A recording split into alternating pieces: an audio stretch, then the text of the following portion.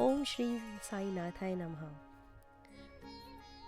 हम आइए मिलकर बाबा के कुछ चमत्कार पर बात करते हैं।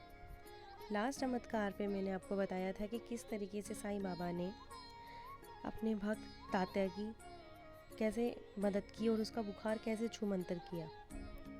अब आगे है उदी का एक और नया चमत्कार। आइए बाबा को प्रणाम करते हुए आगे शुरू करते हैं। दादू की आंखों के आगे अपनी माँ, बहन और बीमार पत्नी के मुरझाए हुए चेहरे घूम रहे थे।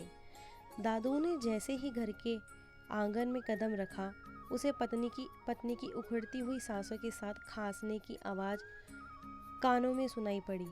वह लपक कर कोठरी में पहुंचा, जहां पिछले कई महीनों से उसकी पत्नी चारपाई पर पड़ी हुई थी। क्या बात है सीता? दादू ने पूछा। सीता का शरीर टीबी की बीमारी के कारण बहुत जर्जर हो गया था। शरीर के नाम पर केवल एकमात्र हड्डियों का ढांचा शेष रह गया था। उसकी हालत दिन प्रतिदिन गिरती चली जा रही थी। दादू को घर आया देख उसकी अपंग बहन वहां आ गई और बोली, तुम कहाँ चले गए थे भैया? भाभी की हालत पहले से ज़्यादा खराब हो रही है। पहले ज़ोरों की खांसी आती है और फिर खांसते खांसते खून भी फेंकने लगती हैं। जल्दी से जाकर वैद्य जी को बुला लाओ। उसने स्वर में घबराहट स्पष्ट नजर आ रही थी। दादू ने घूमकर अपनी पत्नी की ओर देखा तो सीता दोनों हाथों से अपना सीना पकड़े हुए बुरी तरह से हाँफ रही थी। शायद बलगम उसके गले में अटक कर रह गया था, जिसकी वजह से उसे सांस लेने में परेशानी हो रही थी। दादू ने उसे अपने हाथों में सहारा दिया और उसकी पीठ मसलने लगा। जहाँ बेटा, जा जल्दी से वैद्य जी को बुला ला, आज बहू की हालत कुछ ठीक नहीं है। दादू की अंधी माँ ने रुंधे हुए गले से कहा, मुझे दिखाई नहीं देता, लेकिन बहू की सांसों से ही मैं समझ गई हूँ। जा वैद्य जी को ले आ। दादू को पता था कि पंडित जी बहुत ही जिद्दी आदमी हैं। वह किसी भी कीमत पर नहीं आने वाले। वह कुछ देर तक खड़ा हुआ मन ही मन सोच रहा था, फिर बहुत तेज चाल के साथ घर से निकला और द्वारका माई मस्जिद की ओर दौड़ता हुआ चला गया। वह बहुत बुरी हालत से घबराया हुआ था। अब उसे साईं बाबा के अतिरिक्त कोई सहारा नहीं दिख रहा था। वह द्वारका माई मस्जिद पहुंचा तो वहां साईं बाबा के पास कई लोग बैठे हुए थे। साईं बाबा अचानक दादू की घबराई हुई आवाज़ सुनकर सब लोग चौंक पड़े। उन्होंने पलटकर दादू की ओर देखा। उसके चेहरे पर दुनिया भर की घबराहट और पीड़ा के भाव स्पष्ट रूप से दिखाई दे रहे थे। आंखों से बराबर आंसू बह रहे थे। क्या बात है दादू, तुम उतनी बुरी तरह से क्यों घबराए हुए हो? साईं बाबा ने उसे अपने पास आने का इशारा करते हुए कहा। दादू उनके पास पहुंचकर फिर उनसे रोते हुए साईं बाबा को पंडित जी की सारी बातें बता दी। साईं बाबा मुस्कुरा उठे और बोले, अरे इतनी सी बात से तुम इतनी बुरी तरह से घबरा गए हो? तुम्हें तो पंडित जी का एहसानमंद होना चाहिए। उन्होंने तुम्हें सही सलाह दी है। और वह खिलखिलाकर हंसने लगे। सब लोग चुपचाप बैठे दादू की बातें सुन रहे थे। बाबा ने अपनी धुनी में से एक एक करके 3 चुटकी विभूति निकालकर उसे दी और बोले, इस विभूति को ले जाओ और जिस तरह से बताया है उसी तरह से प्रयोग करना। तुम्हारी सारी चिंताएं और कष्ट दूर हो जाएंगे। साईं बाबा ने यह सारी बातें बड़े ही सहज भाव से कही। सब लोग आश्चर्य से उनकी ओर देख रहे थे। दादू ने खड़े होकर साईं बाबा के चरण स्पर्श किए और फिर मस्जिद की सीढ़ियों से उतरकर तेजी से अपने घर को चल दिया। पंडित जी ने साईं बाबा के विषय में जो जो कहा था उसे सुनकर वहां बैठे लोग बड़ी हैरानी से के साथ साईं बाबा को देख रहे थे। जिस दिन से साईं बाबा इस गांव में आए हैं, पंडित जी जैसे दिन रात हाथ धोकर उनके पीछे ही पड़ गए थे। उन्हें तो जैसे साईं बाबा के विरुद्ध जहर उगलने के अलावा और कोई काम ही नहीं बचा था। साईं बाबा को पंडित जी की इन बातों से जैसे कोई मतलब ही ना था। वे फिर ईश्वर संबंधी चर्चा करने लगे। द्वारका माई मस्जिद अब साईं बाबा का स्थायी डेरा बन गई थी। मस्जिद के एक कोने में साईं बाबा ने अपनी धुनी रमा रखी थी। जमीन ही उनका बिस्तर थी। साईं बाबा को अपने खाने पीने की कोई फिक्र ना थी। जो कुछ भी उन्हें मिल जाता वह खा लेते। 2-4 घर से बाबा भिक्षा मांग लिया करते थे। दादू दादू विभूति लेकर तेजी से अपने घर को चल दिया। उसे बहुत ज़्यादा चिंता सता रही थी, पर साईं बाबा की बात पर उसे पूरा विश्वास था। उसने वैसा ही निर्णय किया जैसा कि उसे साईं बाबा ने बताया था। मन ही मन उसे बड़ी तसल्ली मिल रही थी। उसे पूरा विश्वास था कि उसके साथ उसके सभी संकट दूर हो जाएंगे। घर पहुंचने पर उसने सबसे पहले अपनी अंधी माँ की आंखों में विभूति सुरमे की भांति लगा दी और फिर थोड़ी सी विभूति अपनी अपाहिज बहन को देकर कहा, यह साईं बाबा की विभूति है, इसे ठीक तरह से अपने हाथ पैर पर मल ले। फिर उसने बेहोश पड़ी अपनी पत्नी के मुंह खोलकर थोड़ी सी विभूति उसके मुंह में डाल दी। बाकी विभूति एक कपड़े में बांधकर पूजा घर में रख दी। फिर अपनी पत्नी के सिरहाने बैठ गया। थोड़ी देर बाद उसने महसूस किया कि सीता की उखड़ी हुई सांसें अब ठीक होती जा रही है। अब उसके गले में घबराहट भी नहीं हो रही थी। चेहरे का तनाव और पीड़ा भी अब पहले की अपेक्षा काफ़ी कम हो गई थी। थोड़ी देर बाद सहसा सीता ने अपनी आँख खोल दी और बिना किसी सहारे के उठकर बैठ गई। अब कैसी तबीयत है सीता? दादू ने अपनी पत्नी से पूछा। जी मिचला रहा है, शायद उल्टी आएगी, सीता ने कहा। ठहरो, मैं कोई बर्तन तुम्हारी चरपाई के पास रख देती हूँ, उसी में उल्टी कर देना। बिस्तर से मत उठो, दादू ने कहा और फिर उठकर बाहर चला गया। सीता को निरंतर हिचकियाँ आ रही थी। उसने अपने आप को रोकने की बहुत कोशिश की, लेकिन रोक नहीं पाई। वह तेजी से बिस्तर में उठने लगी।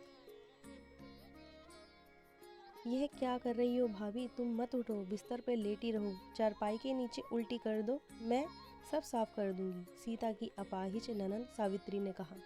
नहीं भाभी नहीं, तुम उठने की कोशिश मत करो। उसकी अपाहिज ननंद ने धीरे धीरे उसकी चारपाई की ओर बढ़ने लगी। सीता नहीं मानी और आखिर हिम्मत करके बिस्तर से उठकर खड़ी हो गई। लेकिन उठते ही उसे जोर से चक्कर आया। उसने घबराकर दीवार का सहारा लेकर खुद को सहारा दिया, लेकिन दीवार उसकी पहुंच से बहुत दूर थी। वह दीवार का सहारा नहीं ले पा रही थी और धड़ाम से नीचे गिर गई। भाभी! सावित्री के मुंह से तेज की चीख निकली और उसने तेजी से लपककर सीता को अपनी बाहों में भर लिया और फिर दोनों हाथों से उठकर बिस्तर पर लेटा दिया। फिर जैसे ही सीता को बिस्तर पर लेटाया, एक आश्चर्य भरी चीख उसके होठों से निकली। क्या हुआ बेटी? अचानक अंधी माँ ने सीता के बिस्तर की ओर बढ़ते हुए पूछा और फिर झुककर बेहोश सीता के चेहरे पर बिखर आए बालों को बड़े प्यार से हटाते हुए पीड़ा और दर्द भरे स्वर में बोली, हाय कितनी कमज़ोर हो गई है, चेहरा भी कितना पीला पड़ गया है, ऐसा लगता है जैसे किसी चेहरे पर हल्दी पोत दी हो। माँ आश्चर्य और हर्ष मिश्रित चीख एक बार फिर सावित्री के मुंह से निकल पड़ी। उसने अपनी माँ के दोनों कंधे पकड़कर उनका चेहरा अपनी ओर घुमा लिया और फिर बड़े ध्यान से अपनी माँ के चेहरे की ओर देखने लगी। मारे आश्चर्य के उसकी आंखें फटी जा रही थी। इस तरह पागलों की तरह क्यों अपनी आंखें फाड़ फाड़ कर देख रही है तू मुझे? क्या बात है सावित्री? सावित्री की माँ ने उसकी फटी फटी आंखों से उसके चेहरे पर छाए दुनिया भर के आश्चर्य को देखते हुए पूछा। सब कुछ दिखाई दे रहा है, यह तू क्या कह रही है बेटी? माँ ने कहा।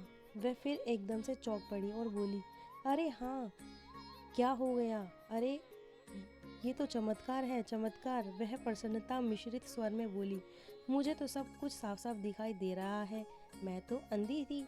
फिर जोर से पुकारा, दादू ओ दादू, जल्दी से आ रे, देख तो तेरी आंखें ठीक हो गई।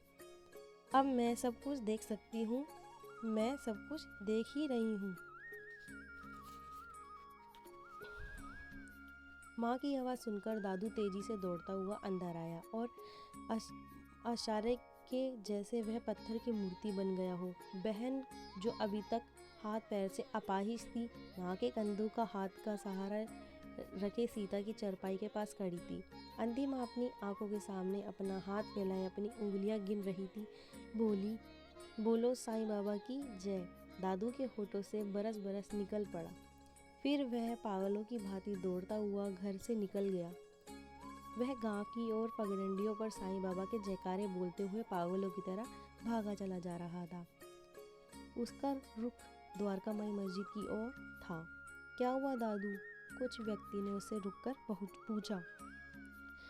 मेरे घर जाकर देखो, दादू ने कहा और फिर दौड़ने लगा। दौड़ते दौड़ते बोलते हुए चल दिया। चमत्कार हो गया, चमत्कार हो गया, बोलो साईं बाबा की जय। यह कहकर वह दौड़ता हुआ चला गया। दादू की हालत देखकर एक व्यक्ति ने कहा, ऐसा लगता है दादू की पत्नी चल बसी और उसी की मौत के गम में वह पागल हो गया है। तभी अपने घर से बाहर चबूतरे पर बैठे पंडित जी ने दादू की हालत देखकर कहा, घरवाली तो चली गई, अब अपाहिज बहन और अंधी माँ भी जल्दी ही चल बसेगी, और फिर दादू भी। देख लेना एक दिन गांव के इन सभी जवान छोकरे का भी यही हाल होने वाला है, जो दिन रात उस ढोंगी के पास बैठे रहते हैं। फिर पंडित जी की नज़र उन लोगों पर पड़ी जो इकट्ठा होकर दादू की घर की तरफ जा रहे थे। दादू की बात का सारे गांव में शोर मच गया था। साईं बाबा की विभूति से दादू की माँ की आंखें की रोशनी आ गई, अपाहिज बहन ठीक हो गई, टीबी की रोगी उसकी पत्नी स्वस्थ हो गई। गांव भर में यह बात फैल गई। दादू के घर के सामने लोगों की भीड़ बढ़ती जा रही थी। साईं बाबा का चमत्कार देखकर सब हैरान हो गए थे। दादू रह रहकर साईं बाबा के जय जयकारे जोर जोर से लगाता ही जा रहा था। लोग उसकी पत्नी, माँ और बहन को देखकर आश्चर्यचकित रह जाते थे। गांव का प्रत्येक व्यक्ति साईं बाबा के प्रति श्रद्धा और नतमस्तक हो उठा। साईं बाबा वास्तव में ही एक चमत्कारी पुरुष हैं। सबको अब पूरी तरह से यह विश्वास हो गया। गांव में साईं बाबा की प्रतिष्ठा और भी ज़्यादा बढ़ गई। पंडित जी इस घटना से बुरी तरह से बौखला गए। वह साईं बाबा के बारे में बहुत अनाप शनाप बकने लगे। गांव वालों ने पंडित जी को पागल मानना शुरू कर दिया। कोई भी व्यक्ति उनकी बात सुनने के लिए तैयार ही न था। पंडित जी का विरोध करना कोई मायने नहीं रखता था। दादू की आंखों के आगे अपनी माँ, बहन और बीमार पत्नी के मुरझाए चेहरे घूम रहे थे, लेकिन बाबा की कृपा उनके ऊपर हो चुकी है। तो ये था आज का दोबारा से साईं चमत्कार। अब आगे और भी आपके सामने मेरी वीडियो आती रहेंगी। ओम साई राम, जय साई राम। आज के लिए इतना ही।